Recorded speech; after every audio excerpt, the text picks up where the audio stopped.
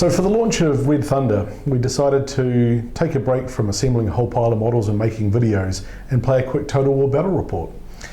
Wayne, myself, Chris, Andrew and Phil pulled together 75-point armies and set up to play a game. Andrew and I joined together, Andrew playing the West Germans and I took my M1 tank company. And I had Soviets and Phil took East Germans, so you couldn't tell because he hadn't painted most of them. It's a bit of a slacker. So here we are right now, we're just getting set up. Wayne and Phil, as you can see on the right side of the screen, are getting deployed. What were you running there? I'm trying to remember now. Looks like a lot of T-72s. Yeah, it was a T-72 battalion, and I think I had probably 2 lots of 6 in an HQ. It might have been 1 lot of 7 and 1 lot of 6 in an HQ. Yeah. Looks like some BMP. You had some BMP recon. Yep, BMP recon. I had a medium strength BMP 2 company. Yep. I had some pair of Shulkers, and what else did I have? Did I have a pair of Gophers? I think you did have a pair of Gophers. I think I had a pair of Gophers. Yeah. Phil had a pile of T-72Ms, didn't he? He pushed those up pretty hard. He also had some BTR-60s with infantry inside, and those were his Hinds there sitting at the back of the table while we set up. Yep. And some Carnations, I think. Yeah, because I didn't field any artillery, so if there were Carnation on the table, they'd been Phil's. Yeah. In response, I had a pile of M1s, a mech platoon and some AA. Andrew had some Leopard 2s, and some Tornadoes, and some Gepards, and I had some Cobras as well. As you can see, Wayne and Phil have pushed up really aggressively. The objectives are basically sitting across the middle of the table. So here on turn 1, you guys are pretty much, you'd taken 4 out of the 5 objectives really by the end of this turn. Yeah, Phil got up pretty quick. He got up even faster than I did. Yeah. I was a bit more cautious, but but he did lose a lot of guys very quickly. Yeah, here you can see, I think, what Andrew was positioning his aircraft. We basically pushed our tanks from behind the tree line, since we didn't want to take any casualties on their first turn. So we push up and then we just sort of really open up, eh? Yeah, pretty much. It was like, I think when I got up to the front with my T-72s, I was engaging a mix of Germans and Americans really. So. Yeah, I think we decided to pick on Phil first because that's fun, but also the T-72Ms have a 1 or 2 points less front armour. 1 point less, so they're only 15, not 16. Yeah, so Andrew's 120mm cannons on his Leopard 2s basically slice through them at close range, and it's pretty difficult to bounce an M1's 105 as well. So we thought we'd just try and clean all of those out because the guns are the same, right? Yeah, well, I mean, when I was facing you, I wasn't so bad because your gun's only anything 20. Yeah. But as soon as Andrew's Leopard 2s turn up, I was starting to lose T-72s left, right, and centre. Yeah. So here you can see there's already a few explosions, a few burning tanks showing up.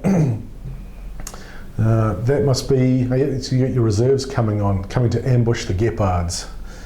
Phil was a bit reluctant to bring his Hinds up until they were gone.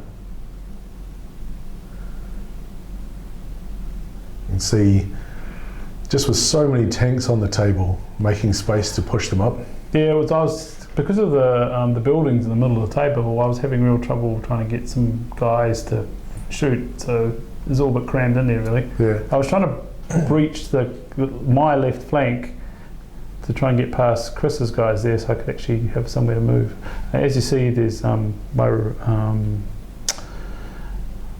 we had some stuff in reserve that I think they're my scouts came on. We shot up the Gepards, and then Phil's Hinds came on.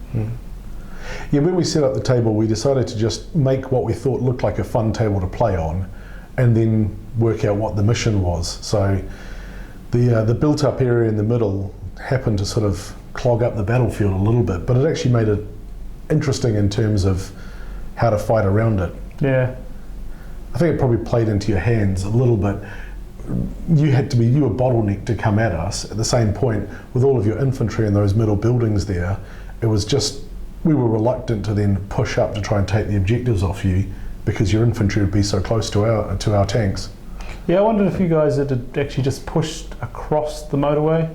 Yeah. So just that little bit of extra distance would have made a difference to your number of like objectives or points that you guys got. Yeah. Yeah. Though you didn't have the concealment. No. Once you get across there. So, yeah.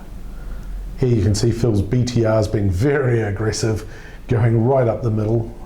Yeah, Phil didn't seem to be too worried about casualties. No. I was a little more concerned, but yeah. I certainly want Phil as my military commander. No, Andrew and I were both sort of playing the conservative NATO general, feeling that we've traded time and space for some casualties. Now this must be the top of the third turn, I think. It's amazing how much had already happened and we're only a couple of turns into it. There's my infantry dismounting there. Being Soviets, there's lots of them.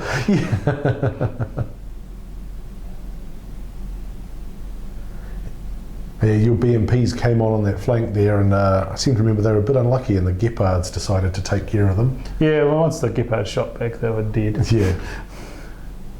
I think, didn't Phil get some, doesn't he have some BTR 1s as recon that come on shortly as well, maybe? No, maybe not. Yeah, you mean BRDMs or something? Yeah. I don't know.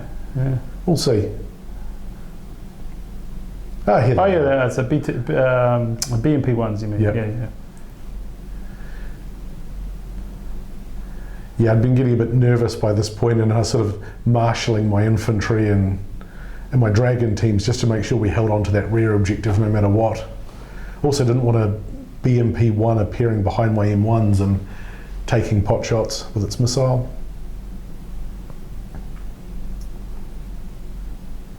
I was kind of tucked in the corner there. That's why I'm always in the chair, because there wasn't really anywhere else to go.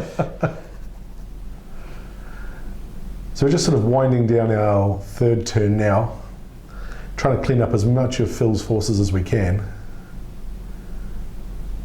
We're sort of trying to see if we could just finish him off the old-fashioned way and break him. What we ended up working out though was the end of the third turn, there was no way we were going to break either Phil or Wayne's armies, and we decided that they'd pretty much taken too many objective points over the course of the game, that there was no way we could win that way, and it was going to take us a long time to kind of push through and finish them off. So I think after a little bit over 2 hours of gaming, we decided to call it there. Yeah. You guys won something like, was it must be more than 9 VPs to 3. Or maybe it was 9 to 3. It was a pretty impressive win. Yeah, because Phil got up on those objectives pretty fast, so his stuff was there for ages before it died. So, yeah. So, I think in the end the Soviets won, but they lost the better part of 2 battalions.